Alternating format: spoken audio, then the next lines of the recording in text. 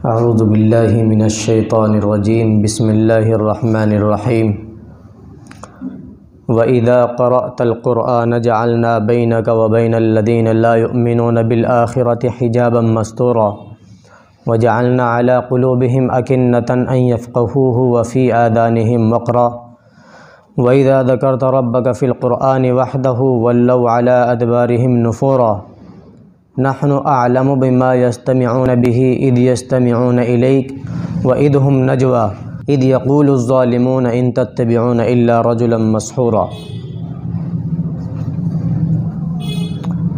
और ए पैगंबर, जब तुम कुरान पढ़ते हो तो हम तुम्हारे और उन लोगों के दरमियान जो आखिरत पर ईमान नहीं रखते एक अनदेखा पर्दा हाइल कर देते हैं और हम उनके दिलों पर ऐसा गिलाफ़ चढ़ा देते हैं कि वह उसे समझते नहीं और उनके कानों में गरानी पैदा कर देते हैं। और जब तुम कुरान में तन्हा अपने रब का ज़िक्र करते हो तो ये लोग नफ़रत के आलम में पीठ फेर कर चल देते हैं।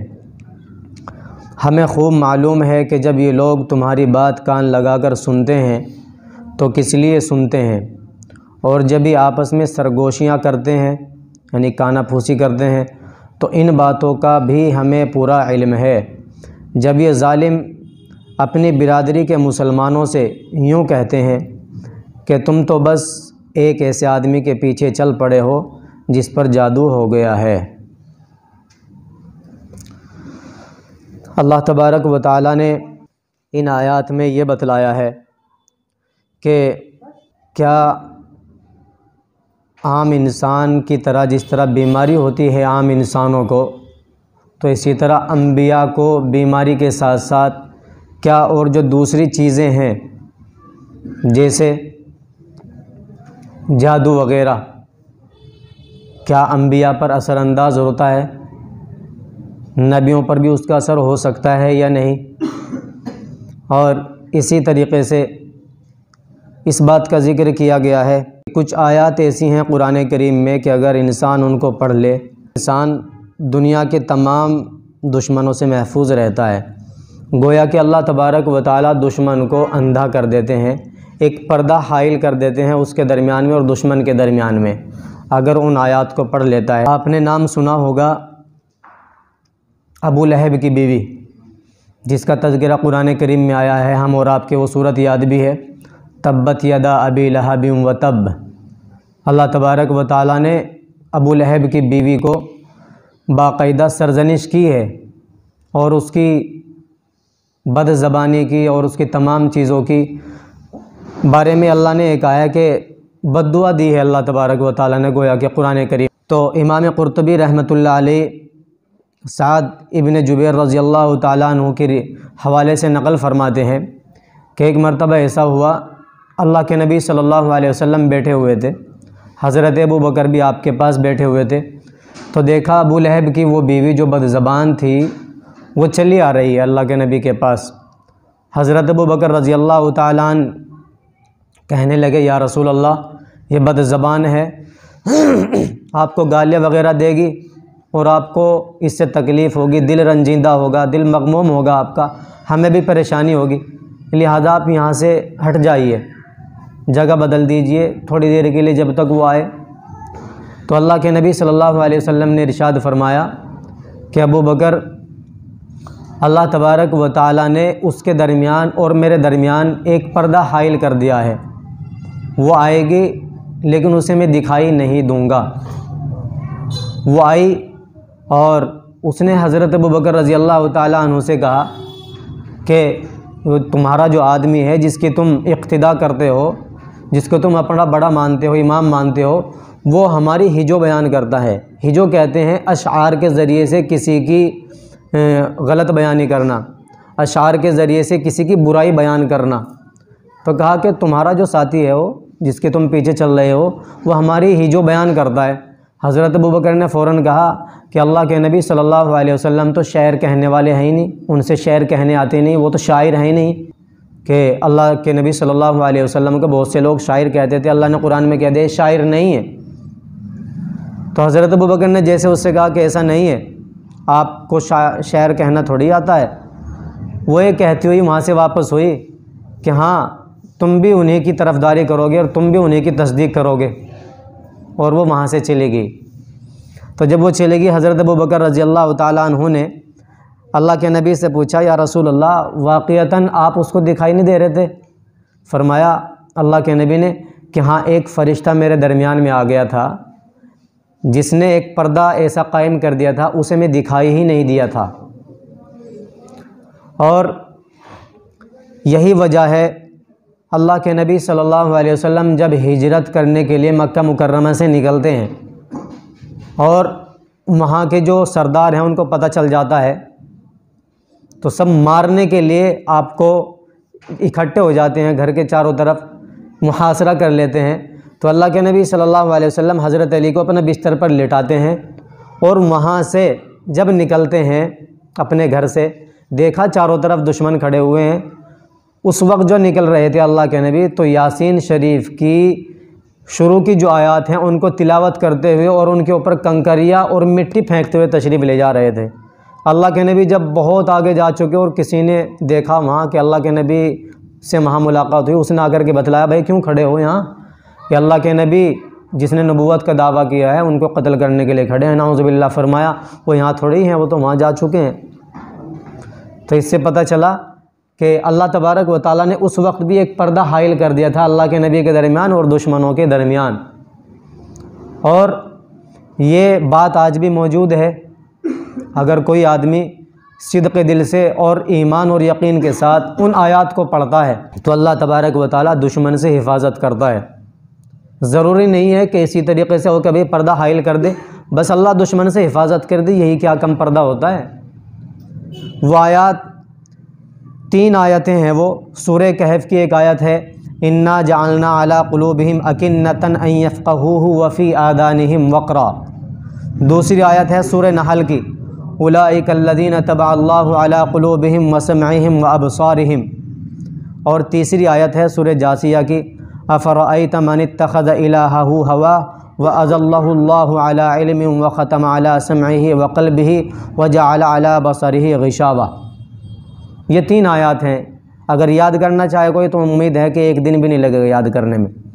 इमाम कुर्तुबी रहमतुल्लाह अलैह फरमाते हैं कि अगर इनके साथ यासीन की चंद आयत मिला दे, यासीन वल कुरानिल हकीम इन्नका लमिनल मुरसलीन अला सिरातिम मुस्तकीम तंज़ील अल अज़ीज़िर रहीम लितुनज़िर कौमम मा उनज़िर आबाउहुम फ़हुम गाफ़िलून लक़द हक़्क़ल क़ौलु अला अक्सरिहिम फ़हुम ला युमिनून इन्ना जअलना फ़ी अनाक़िहिम अग़लालन फ़हिय इलल अज़क़ानि फ़हुम मुक़महून व जअलना मिन बैनि अयदीहिम सद्दन व मिन ख़ल्फ़िहिम सद्दन फ़अग़शयनाहुम फ़हुम ला युबसिरून। ये 9 आयत हैं। अगर इन 9 आयतों को भी इनके साथ मिला लिया जाए तो इमाम कुर्तुबी रहमतुल्लाह अलैह फरमाते हैं कि दुश्मन की तमाम शर और फितन से अल्लाह तबारक व तआला उस आदमी की हिफाजत करेगा। और इमाम कुर्तुबी रहमतुल्लाह अलैह फरमाते हैं कि मैंने मुल्क शाम के एक आदमी को अल्लाह के नबी का ये वाक़या बतला दिया जो मैंने अभी ज़िक्र किया कि हज़रत अबू बकर के साथ बैठे हुए थे और अल्लाह के नबी सल्लल्लाहु अलैहि वसल्लम के दरमियान और उस अबू लहब की बीवी के दरमियान पर्दा हाइल कर दिया था। तो मैंने एक आदमी को ये वाक़या बतला दिया। इमाम कुर्तुबी रहमतुल्लाह अलैह फरमाते हैं कि वो आदमी किसी मुल्क में गया सफ़र करने के लिए। जब वो सफ़र करने के लिए वहाँ गया, चंद दिन वहाँ रहा, तो उनको पता चला कि भाई ये आदमी तो मुसलमान है, तो उसके ख़िलाफ़ हो गए। वो वहाँ से अपनी जान बचाने के लिए जैसे ही भागा तो उसे फ़ौरन वो ये वाक़या याद आ गया और ये बात भी याद आ गई कि अल्लाह के नबी ने उस वक्त कौन कौन सी आयत पढ़ी थी। पीछे दुश्मन लग रहे हैं और उन्होंने उन आयत को पढ़ना जैसे ही शुरू कर दिया तो इमाम कुर्तुबी से आकर उस आदमी ने बतलाया कि जैसे ही मैंने इन आयतों को पढ़ा तो वो दुश्मन उसी रास्ते पर चल रहे थे जिस रास्ते पर मैं चल रहा था, लेकिन मैं उनको दिखाई तक नहीं दिया और मैं वहाँ से बच करके वापस आ गया। एक और वाक़या लिखा है कि एक आदमी जा रहे थे, उनको बाकायदा दुश्मन ने अपने किले में महसूर कर दिया, गिरफ़्तार करके बंद कर दिया। अब अचानक उनको याद आया, किसी तरीके से वो वहाँ से निकल गए, भागने के लिए वहाँ से निकल गए, दीवार तोड़ी या ताला तोड़ा या कुछ भी दरवाज़ा तोड़ा उन्होंने, वो वहाँ से निकल गए। लेकिन जैसे ही निकले फ़ौरन दुश्मन को पता चल गया। जब दुश्मन को पता चला वो उनके ताक़ुब के लिए पीछे दौड़े। कोई फरमाते हैं कि रास्ते में कोई दीवार नहीं, कोई दरख्त नहीं, कोई साया नहीं कि जिसकी आड़ ले सके, बिल्कुल चटियल मैदान। तो चटियल मैदान फरमाते हैं कि दुश्मन बिल्कुल मेरे करीब पहुंच गया, मुझे फ़ौरन वो आयत याद आएगी, वो हदीस याद आ गई। इमाम कुर्तुबी रहमतुल्लाह अलैह वाले फरमाते हैं मैंने उन आयत को जैसे ही पढ़ा तो दुश्मन मेरे साथ साथ चल रहे थे, यहाँ तक कि उनके कुर्तों के जो कपड़े थे वो कपड़े मेरे कपड़ों से भी मिल जाते थे, लेकिन फरमाते हैं कि उनको मैं दिखाई तक नहीं दिया चटियल मैदान में, और मैं वहाँ से आराम से निकल के वापस आ गया। इमाम कुर्तुबी अपना ख़ुद वाक़या बयान करते हैं कि मैं अपने मुल्क के अंदर अंदलुस के अंदर एक मरतबा ऐसा हुआ कि दुश्मनों ने मुझे पकड़ लिया किसी बात के ऊपर और मेरे पीछे लग गए। वो जब वो मेरे पीछे लग गए तो मैंने उन्हीं आयत को पढ़ लिया जो अल्लाह के नबी सल्लल्लाहु अलैहि वसल्लम ने उस मौके पर पढ़ी थी। फरमाते हैं कि मुझे पता भी नहीं चला, दुश्मन मेरे सामने ही फिर रहे हैं और उनको ऐसा लग रहा है जैसा कि है ही नहीं कोई।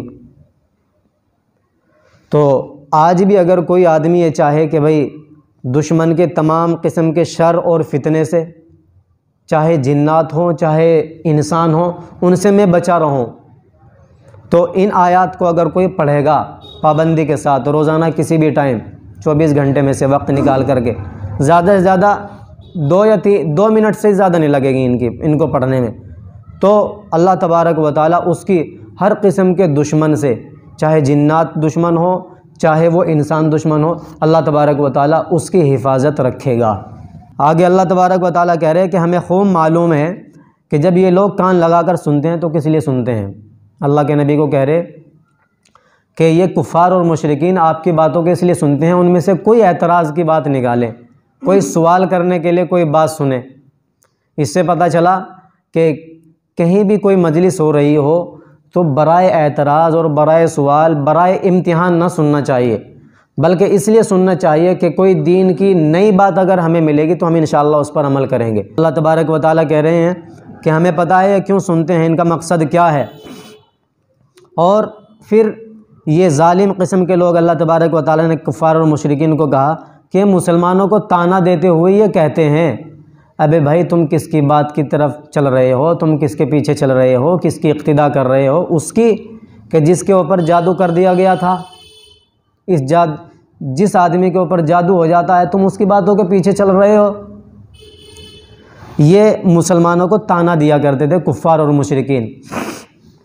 अब यहाँ ये मसला बड़ा अहम हो जाता है कि अंबिया के ऊपर क्या जादू असर करता है और क्या किसी नबी पर जादू किया गया है, और ख़ास तौर से अल्लाह के नबी सल्लल्लाहु अलैहि वसल्लम पर क्या वाक़ियतन जादू किया गया था।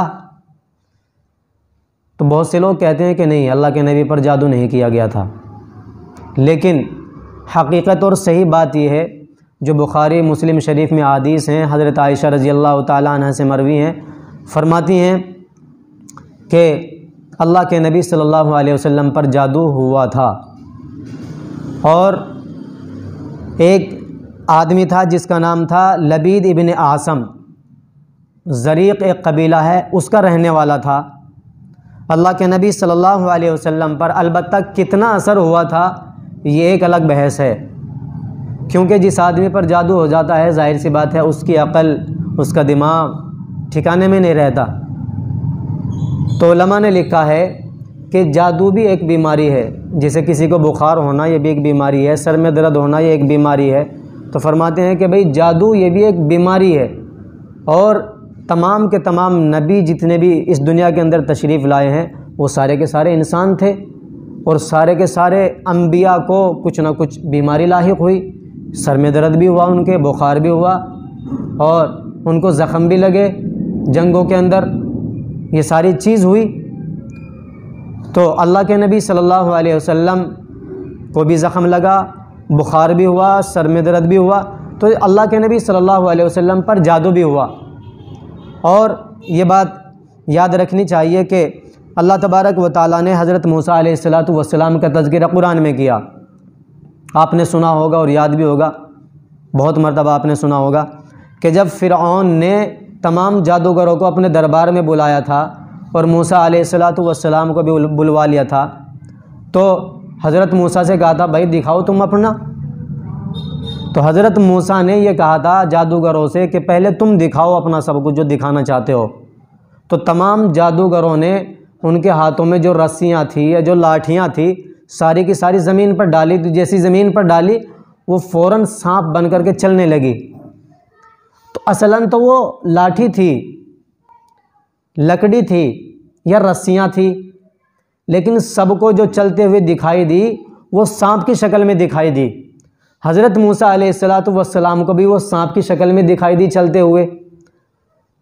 तो अगर हज़रत मूसा अलैहिस्सलातु वस्सलाम पर भी उस वक्त जादू का असर न हुआ होता थोड़ा बहुत, तो हज़रत मूसा को वो लाठी दिखाई देती, वो लाठी सांप बनकर दिखाई न देती। और उसका तज़किरा बाक़ायदा अल्लाह तबारक व तआला ने कुरान में फ़रमाया, युख़य्यलु इलैहि मिन सिहरिहिम अन्नहा तसआ फ़अौजस फ़ी नफ़्सिही ख़ीफ़तम मूसा क़ुलना ला तख़फ़ इन्नका अंतल आला।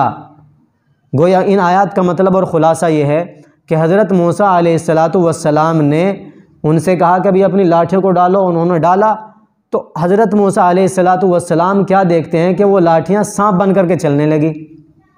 तो वो जादू का असर ही तो था हज़रत मूसा पर कि जो लाठी उनको सांप दिखाई देने लगी। तमाम के तमाम लोगों पर भी जादू हुआ जो वहाँ बैठे हुए थे। फ़िरऔन के ऊपर भी जादू हुआ कि उसे वो लाठियाँ सांप दिखाई देने लगी।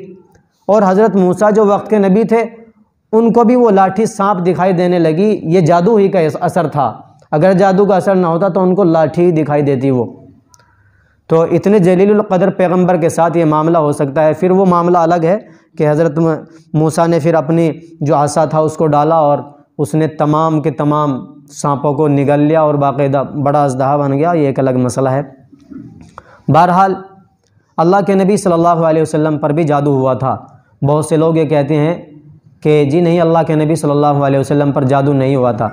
हज़रत आयशा रज़ी अल्लाह ताला अन्हा फरमाती हैं कि अल्लाह के नबी पर अलबत्ता इतना असर हुआ था कि अल्लाह के नबी कुछ काम करते थे, वो किया हुआ नहीं होता था अब तक, तो महसूस होता था कि मैंने ये कर लिया है, भूल जाते थे। लेकिन ये सिर्फ़ जिस्म पर असर था। अल्लाह के नबी के पास जो वही लेकर के आते थे हज़रत जिब्रील अलैहिस्सलातु वस्सलाम, उस ताल्लुक़ से कोई असर नहीं था। यही वजह है कि किसी सहाबी को इस बात का पता नहीं था कि अल्लाह के नबी पर जादू हो गया है। तो जब जादू होता है तो सबको पता चलता है ना। तो सहाबा को पता ना चलना, इससे पता चलता है कि भाई थोड़ी बहुत भूल चूक हो जाती थी अल्लाह के नबी को कि भाई मैंने ये काम कर लिया है, हालांकि वो नहीं किया हुआ होता था। बकिया जो दीन का पैगाम था जिब्रील के ज़रिए से जो आता था वो इसी तरीके से आता रहता था, उसमें कोई तब्दीली नहीं आती थी। तो जिस्म पर असर हुआ था, रूहानी रूह के एतबार से और अक़ल के एतबार से इन चीज़ों पर उस जादू का अल्लाह के नबी सल्लल्लाहु अलैहि वसल्लम पर कोई असर नहीं हुआ था। यही वजह है हज़रत आयशा रज़ी अल्लाह ताला अन्हा फरमाती हैं कि अल्लाह के नबी सल्लल्लाहु अलैहि वसल्लम एक मरतबा लेटे हुए थे और कहने लगे, आयशा तुम्हें पता है मैंने अल्लाह तबारक व ताला से वो बात बतला दी है।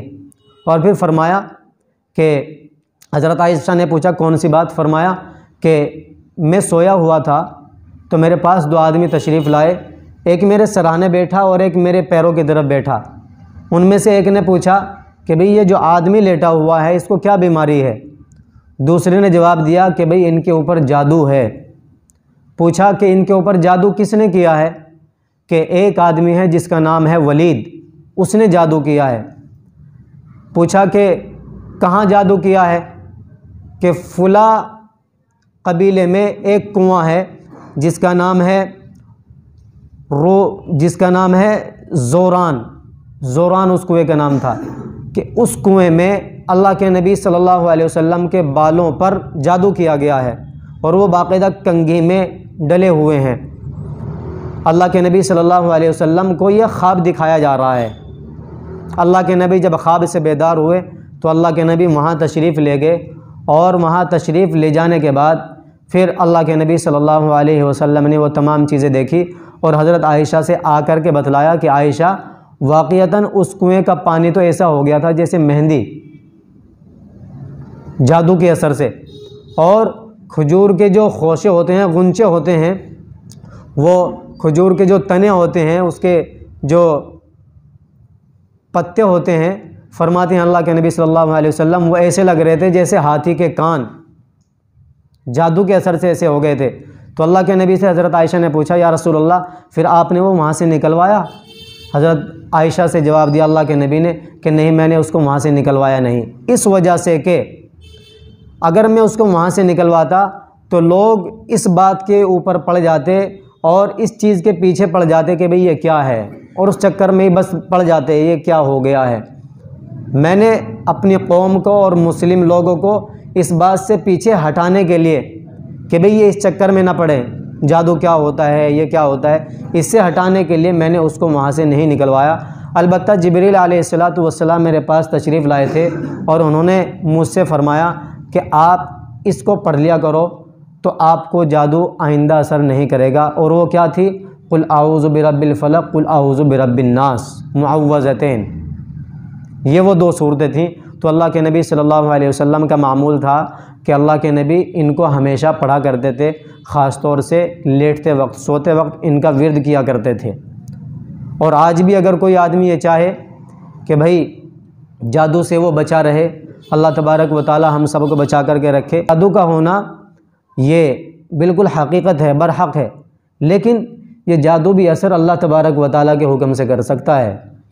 ये नहीं सोचना चाहिए कि भाई उसने जादू करा दिया। अब जो हम इलाज कर रहे हैं उसका, कुरान करीम की तिलावत कर रहे हैं, मुअव्वज़तैन पढ़ रहे हैं, सूरह बकरा पढ़ रहे हैं, कुरान करीम का मुस्तकिल विर्द कर रहे हैं, तो अब असर नहीं होगा? नहीं, इस जादू ने जो असर किया है वो अल्लाह के हुक्म से किया है। अगर अल्लाह का हुक्म ना होता तो ये जादू भी असर ना करता। दवाई भी असर करती है वो अल्लाह के हुक्म से करती है, जहर भी असर करता है वो अल्लाह के हुक्म से करता है। ये बात साबित हो गई कि अल्लाह के नबी सल्लल्लाहु अलैहि वसल्लम पर भी जादू किया गया था। अलबत्ता इतनी बात है, वो सिर्फ़ एक बीमारी के हिसाब से था, सिर्फ़ जिस्म पर उसका असर हुआ था, अक़ल पर, दिमाग पर, और अल्लाह के नबी की रूह पर उसका कोई असर नहीं होता था, और इतना असर भी नहीं हुआ था।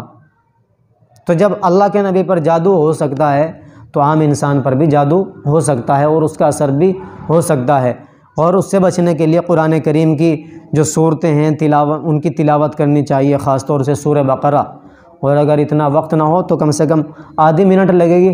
कुल आऊज़ु बिरब्बिल फलक, ये सूरत, और कुल आऊज़ु बिरब्बिन नास, बाकायदा इनको रोज़ाना पढ़ करके अपने ऊपर दम करके, अपने छोटे छोटे बच्चों के ऊपर दम करके लेटना चाहिए। और हो सके कि खाने में भी, जो सब खाने वाले हैं जब बनाएं औरतें, तो औरतों को चाहिए कि इन 2 सूरतों को दम करे। और ख़ास तो अगर चारों सूरतों को पढ़ दे, चारों कुल को, तो और बेहतर है।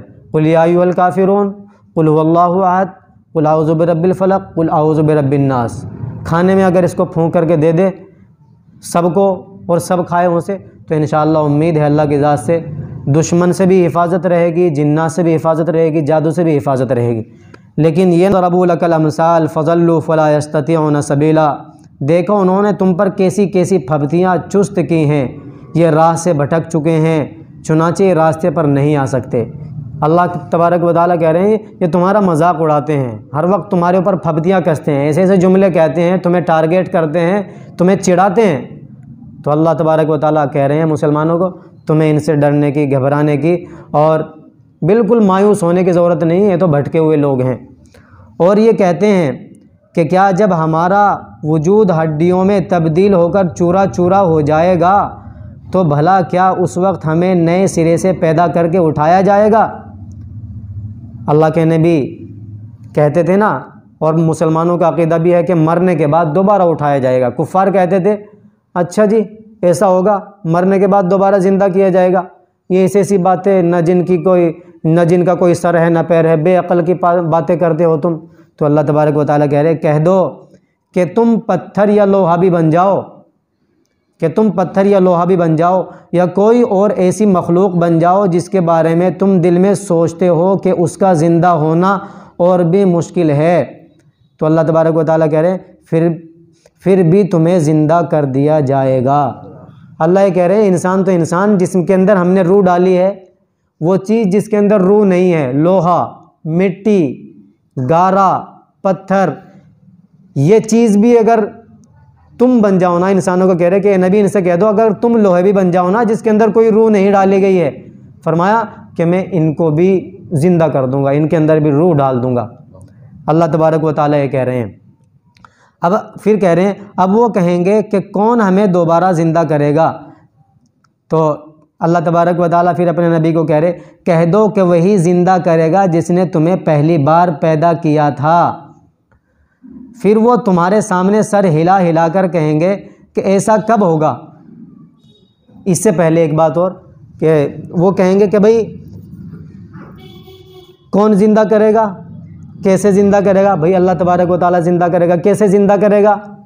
भाई ऐसे ज़िंदा करेगा वो अल्लाह कि जो एक ऐसी चीज़ से रूह डालने वाला है, एक ऐसी चीज़ से इंसान को बनाने वाला है बज़ाहिर जिसके अंदर कोई रूह नहीं है, एक ऐसे नुत्फ़े से जो बिल्कुल नापाक नुत्फ़ा है, जो अल्लाह जो खुदा उस नुत्फ़े से नापाक चीज़ से एक इंसान को बनाने वाला है, तो वो अल्लाह भला इस पर कादिर नहीं है कि मरने के बाद दोबारा जो एक ढांचा बन चुका हुआ है तो क्या दोबारा उसको बनाने पर कादिर नहीं है। जिस अल्लाह ने पहली मर्तबा एक ऐसे नुत्फ़े से, एक ऐसी चीज़ से जिसके अंदर रूह नहीं थी, उससे इंसान को बनाया, तो अल्लाह के लिए मुश्किल नहीं है कि दोबारा मरे हुए इंसान को ज़िंदा ना कर सके, बिल्कुल कर सकता है। फरमाया क्या बाईद है, यानी कि तुम क्या सोचते हो, ये बिल्कुल ऐसी बातें हैं नहीं। फरमाया फिर कह रहे हैं कि वो पूछते हैं कि ऐसा कब होगा, फिर अल्लाह ज़िंदा करेगा, ऐसा कब होगा। फरमाया वो दिन भी दूर नहीं है, ज़्यादा जल्दी ना मचाओ, जब पता चलेगा तो तुम ये कहोगे ओहो ये क्या हो गया। जिस दिन वो तुम्हें बुलाएगा तो तुम उसकी हम्द करते हुए उसके हुक्म की तामील करोगे और ये समझ रहे हो कि तुम बस थोड़ी सी मुद्दत दुनिया में रहे थे। उलमा ने लिखा है कि काफिर हो या मुसलमान हो, सबके सबको मरना है, इस बात को कुफ़ार भी मानते हैं। दोबारा सबको ज़िंदा किया जाएगा। जब सबको ज़िंदा किया जाएगा तो जो मुसलमान थे वो तो अल्लाह की तारीफ़ और हम्द बयान करते हुए जाएंगे, सुबहानक अल्लाहुम्मा व बिहम्दिका, अल्लाह की तारीफ़ करते हुए वो तो जाएंगे ही, मुसलमान थे। उलमा ने लिखा है कि कुफ़ार और मुशरिकीन भी अल्लाह की तारीफ़ करेंगे, वहाँ वो भी पढ़ेंगे सुबहानक अल्लाहुम्मा व बिहम्दिका, लेकिन उनकी तारीफ़, अल्लाह की तारीफ़ करना उनको उस वक्त कोई फ़ायदा नहीं देगी। तारीफ़ कर कर के थक चुके होंगे वो, लेकिन उनको कोई फ़ायदा नहीं देगी। ये अल्लाह की तरफ से होगा कि वो अल्लाह की तारीफ़ करेंगे। जैसे आपने देखा होगा कि जब बहुत सारे आदमी होते हैं ना एक जगह इकट्ठे, वहाँ कोई नारा लगाता है तो जो आदमी उस नारे से राज़ी भी नहीं होता उसकी भी ज़बान से आराम से निकल जाता है वो कि भाई जब सब ये हज़ारों लोग बोल रहे हैं तो चलो हम भी बोल दो। तो जब मुसलमान वहाँ उठेंगे और सुबहानक अल्लाहुम्मा व बिहम्दिका कहेंगे तो कुफ़ार और मुशरिकीन सुन करके वो भी इसको पढ़ना शुरू कर देंगे। लेकिन उलमा ने लिखा है उस वक्त उनका अल्लाह की तारीफ़ करना उनको कोई फ़ायदा नहीं देगा। तो अल्लाह तबारक व तआला कह रहे हैं कि ये जल्दी मचा रहे हैं कि कब अल्लाह ज़िंदा करेंगे हमें दोबारा। तो इनसे कह दो कि जब वहाँ जाओगे ना तो तुम ये कहोगे कि यार हम तो दुनिया में थोड़े से दिन रह के आए, यहाँ दुनिया में तो ऐसा लगता है ना कभी पता नहीं कितने साल हो गए हमें और ये हो गया। फरमाते हैं कि दुनिया में जा कर के ये कहेंगे कि भाई हम तो दुनिया में थोड़े से ही दिन रह के आए। बहरहाल आज के इस सबक में ख़ास तौर से 3 बातों की तरफ तवज्जो दिलाई गई। एक तो इस बात की तरफ कि दुश्मन से हिफाजत के लिए अल्लाह तबारक व तआला के नबी हज़रत मोहम्मद मुस्तफ़ा सल्लल्लाहु अलैहि वसल्लम जिन आयात का विर्द किया करते थे वो 3 आयात जो मैंने बतलाई, यासीन शरीफ की शुरू की 9 आयात, इनको अगर कोई आदमी पढ़ेगा तो अल्लाह तबारक व तआला दुश्मन से उसकी हिफाजत रखेगा, जैसे अल्लाह के नबी की हिफाजत की थी और बाद में भी जिन लोगों ने इस पर अमल किया है उनकी भी हिफाजत की।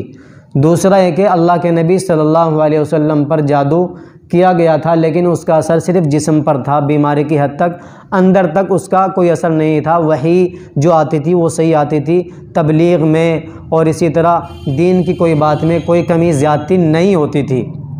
ये बात बाकायदा साबित हो चुकी है तमाम अहादीस से।